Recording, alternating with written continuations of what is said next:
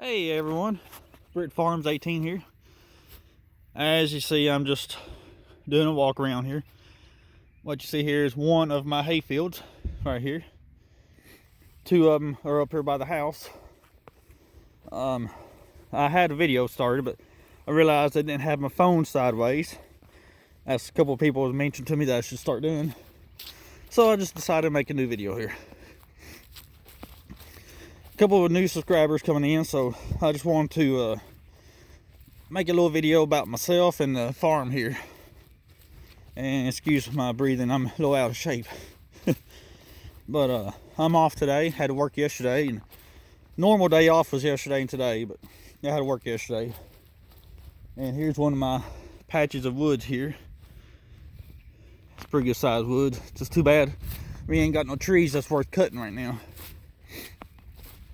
But my name's Michael. I have a full-time job driving an 18-wheeler, and I farm when I get home. And what I do is I drive an 18-wheeler for Dollar General, where I deliver my freight, and I take my truck back to the warehouse, drop my trailer off, and go home.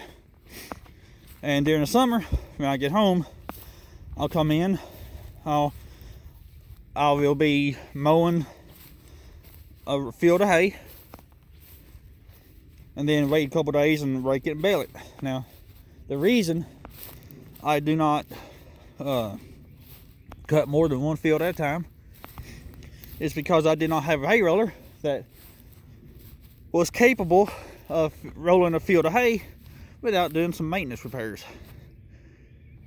Here's a better view of the field here, and right here is the side patch of the field right here of hay, and then right where it drops off right here, right back there, there's a little goes downhill there.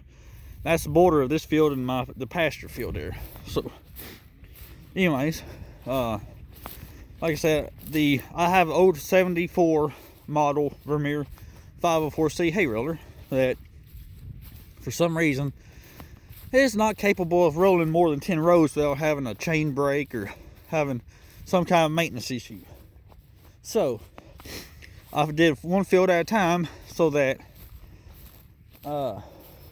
if I have issues, I ain't got more hay down than what I can deal with.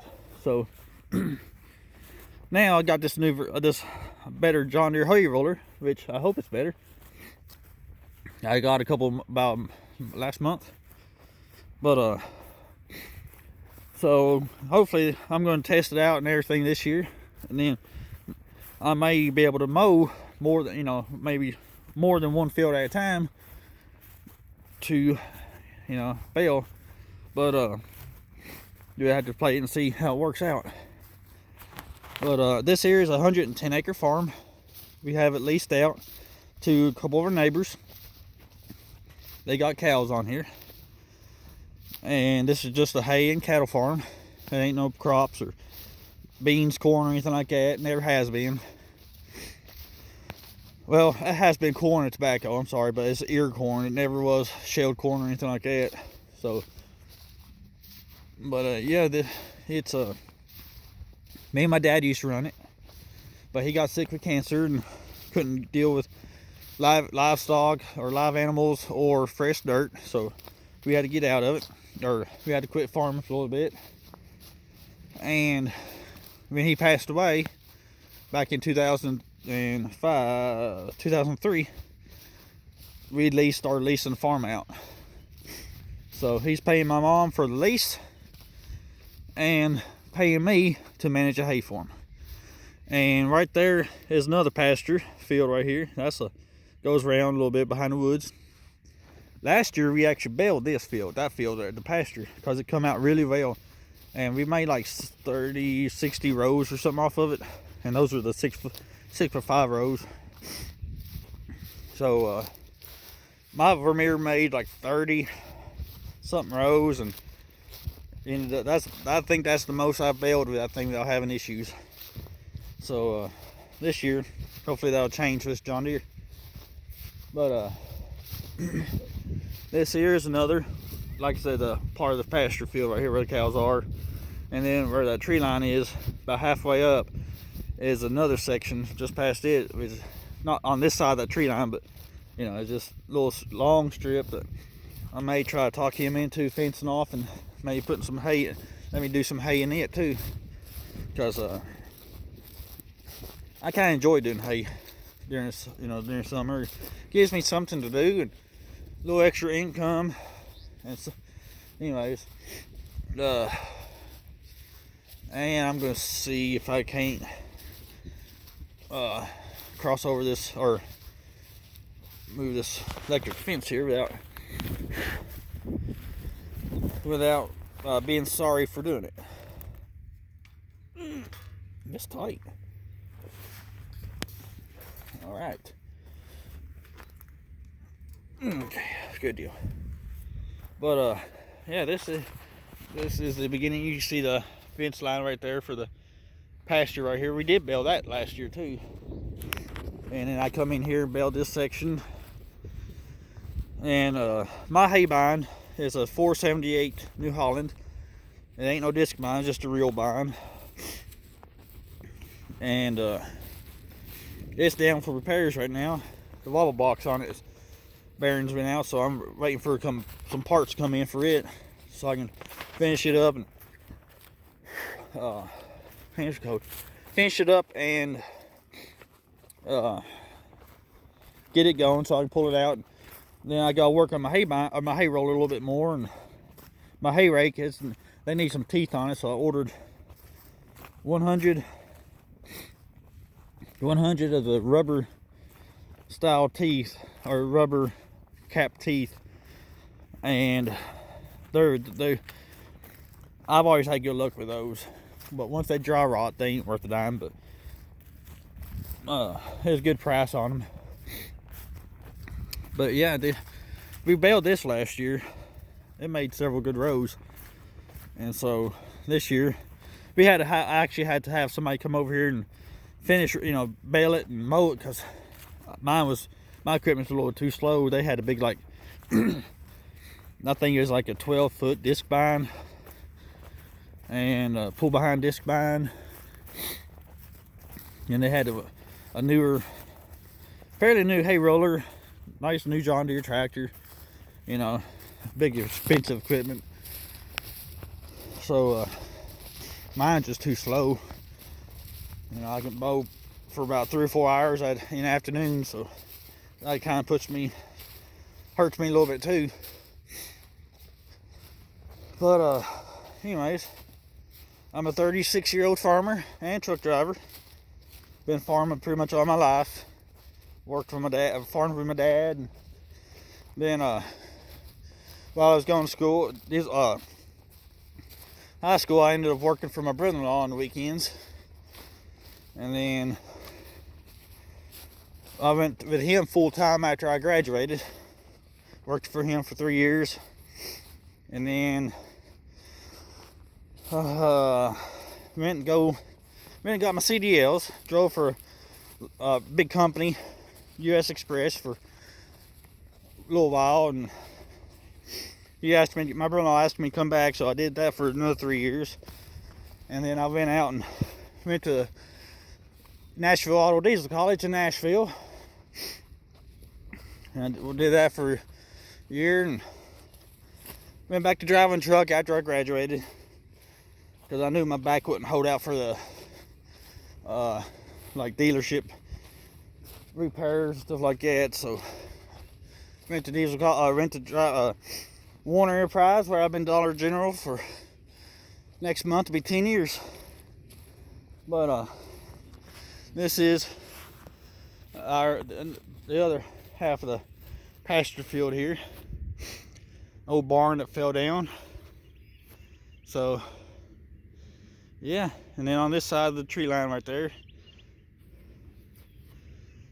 But yeah, I wished maybe someday everything works out right, I can start doing this for hay, getting into selling hay and stuff like that, if this economy ever recovers from the stupid virus. So yeah, anyways, we got some old pieces of older equipment, so nothing fancy, no cab tractors, anything like that. Just can't afford it, and I actually kind of enjoy the open station tractors and older equipment, old iron, what they call it. I enjoy that because so much easier to work on and so much cheaper. I mean, good gosh, you know, all this computer stuff you get in these tractors, one little glitch can shut the whole tractor down, can shut your whole operation down, you know.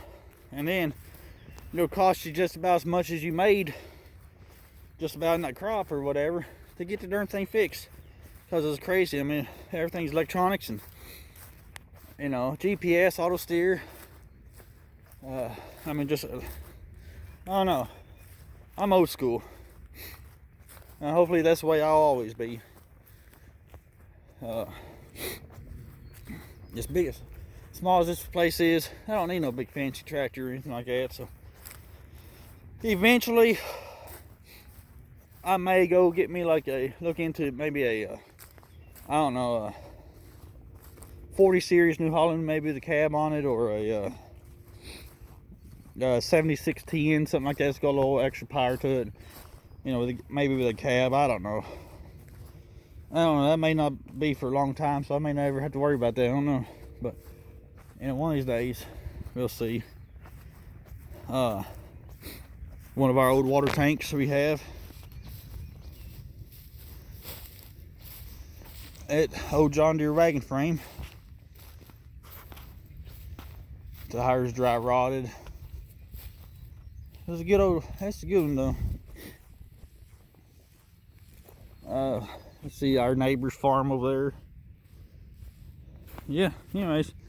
Yeah, I just got bored in the house, so I thought I'd decide to do a little intro to myself for some of you new subscribers to my channel. And like I said earlier, I appreciate y'all coming in and watching what I got. You know, like and share, or like and recommend my channel to people you think might be interested in small time farmers doing piddling around. Our old tobacco barn I've seen many years in. It's still got tobacco sticks in it. Got some decent wood inside it, big telephone poles and stuff like that.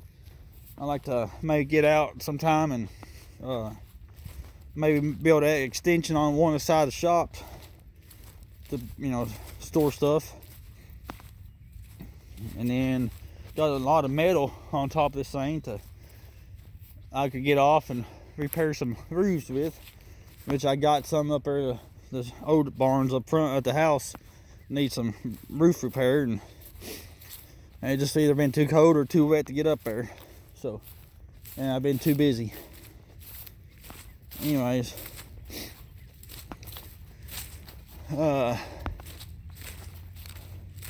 this section right here, this little spot right here, used to be a house right in this area somewhere. According to the old maps of the farm, used to be a house back here, and I was never alive to see it, so I don't know for sure anything about it, or I ain't never seen pictures of it. There's been stories about it, and like I said, we still see the little blip on the map every once in a while on aerial shot, or old aerial shots. But yeah, it's been a good farm. We need to get it fertilized. I'm hoping I can talk the guy that's leasing it to put some fertilizer on this place this year, and hopefully get some good hay crop off of it. 2 years ago, I ended up getting 4 cuttings off of every field that I got up front, up next to the house. There's 3 main fields that I cut. I got 4 cuttings off of all those. This last year, sorry about my finger there. This last year, I was lucky to get 3 cuttings off of it. It was sad difference in it. So I took a soil sample this year, sent it in, and found out that it needs 3 different ingredients to be spread out. Lime was not on that though. I was surprised. But those, I can't remember, pH3 or something like that. I can't remember. I don't ever mess with that kind of stuff, so I just pulled the samples and had it sent off, and I told the guy that's leasing the farm what it needed, so kind of hoping he'll agree to spread it down for me. If not, then we'll just get whatever we can get off of it. No big deal. I might use the money off what I get from him or something to get it fertilized. But anyways, I don't know. We'll see what happens. He does a lot for us already. So the guy next to us, he's got wheat, winter wheat in that field. And the guy that's leased our farm, he cleared this out.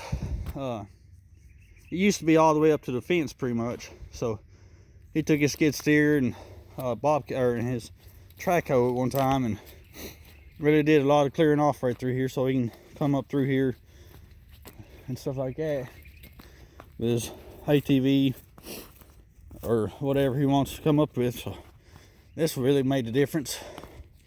Really nice now. Another patch of our woods right there. But yeah, it's where I'm at, 16 minutes. Y'all are probably getting a little bit bored here, but I was kind of hoping I may do a part 2 of the area up there next to the house, so probably the videos aren't too terrible long. But yeah, here's a better view of our little woods here. Man, he really did a lot of work here. Huh. Wow. Nice. Nice to be able to walk through here. Me and my dad used to do all these walks a lot of times. Just come through here and had a little talk when he got sick. I miss those days. You know, you don't realize how much you'll miss something until they're gone. But it's the reason why we've been trying to keep this farm up. Kind of reminds us of him and all the hard work he put in, bloodshed, labor, and everything like that. And he really did shed some blood on this farm. Actually, on this field over here, this hay field, he got in a little bit of an accident with an old one-row New Idea corn picker.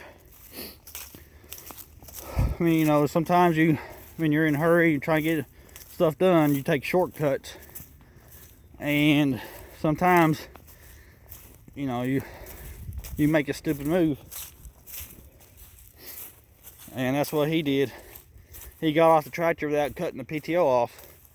And he went back there in this little spot to clean a bunch of corn shaft out. And didn't realize there was a sprocket in the gear back there. Got his finger into the gear or sprocket and chain, cut 2 of his fingers off.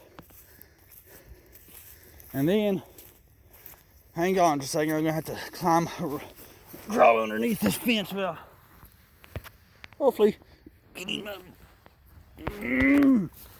my butt shocked or anything else shocked. But yeah, he stuck his hand back in there, and his glove got hung up on the sprocket and the chain. Pulled his hand in, got 2 of his fingers cut off. Pulled one of his tendons from the side of his chest all the way through his arm and out, and wrapped it around the sprocket. And ever since then, he started having issues, and well, ended up passing away in 2003. So, you know, safety should always be number 1 on a farm. Doesn't matter if rain fixing to come in or whatever. Number 1 is safety. You cannot operate a farm when safety is not involved. I mean, you'd be stupid not to, or stupid to try. But the farm is about faith, family, animals, love, and freedom. You know, we love our country. You know, we're free to do what we want to on here. We couldn't do it without our Jesus Christ. He's the one that provides us with the talents, the ability, our health, and this land. You know, so I mean, that's all there is to it. I mean, you have nothing if you ain't got your faith and love and family. So let me try to remember here, especially the way things are right now. We got our health right now and got our faith and family.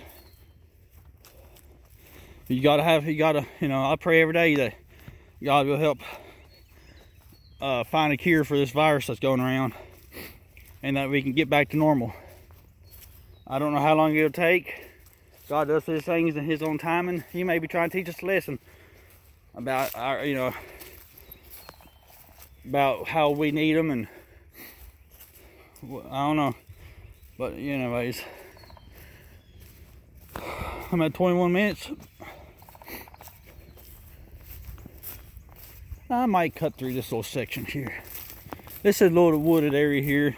Dad built a little path through here. I enjoy walking through here sometimes. Every once in a while I'll drive through here, but right now my truck is broke down. It's been broke down for a little while. Just ain't had the money put into it. Head gasket or a cracked head or something in it. But here's one of our the patch of woods here again. We got like 1, 2, 3, 4, 5. You got about 6 patches of woods here. Just none of it really harvestable right now, because it's already been harvested here a while back. So anyways, I've got like a tank or something in one of these patches here that I need to pull out. I thought it was in this one here.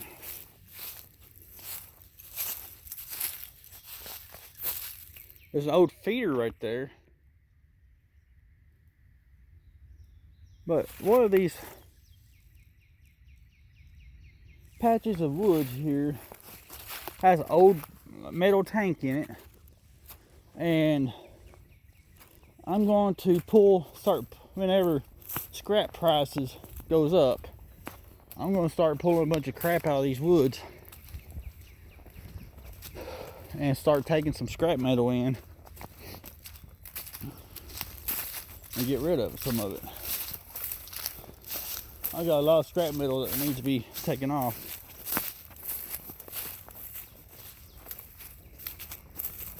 I'll have to look around some more. But pasture's starting to green up a little bit, so hopefully they won't have to, because they're running out of hay. So we need to start being able to start making some more. Getting grass over here. It's been raining so much this year that hopefully that'll help the crops and help us get some pretty good hay cutting off of it. Little barn right there, and out back of that barn right there, we had a lessee that did not take care of his land or his animals or our property, and let his cows pretty much destroy our barns. And he put his money in some other place instead of where it should be, and didn't rebuild or maintain any of it. So, we lost 2 barns due to cattle but the family we got now, at least in the place, are really good at what, you know, at least in taking care of stuff. So we had no problem with that. But that shop right there, that is going to be my equipment maintenance shop. My hay roller is just maybe 2 inches shorter than the roof, so it just barely fits in there. And then, that shop right there is my welding, cutting, and a little bit of fabricating shop right there.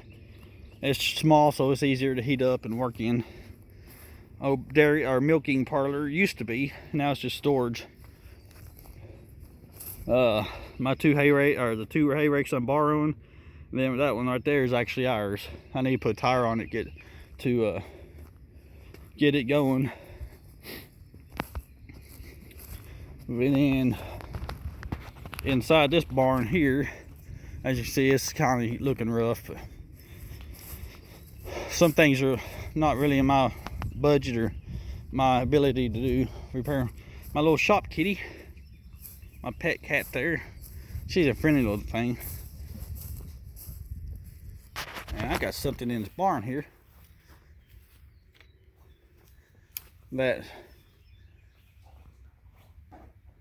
got some big old birds in here, buzzards or something. Anyways, here's my 72-inch Woods tiller,